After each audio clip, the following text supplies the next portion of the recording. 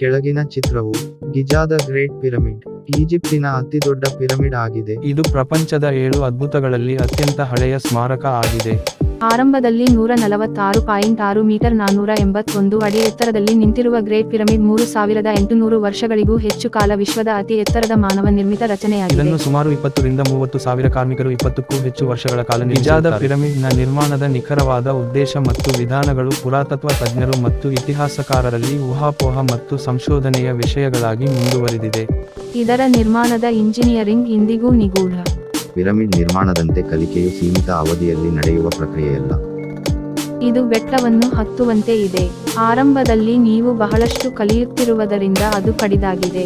ನೀವು ಉತ್ತಮವಾಗುತ್ತಿರುವ ಕಾರಣ ನೀವು ಹೆಚ್ಚು ಅಭ್ಯಾಸ ಮಾಡುವಾಗ ಬೆಟ್ಟವು ಕಡಿಮೆ ಕಡಿದಾದಂತಾಗುತ್ತದಗ.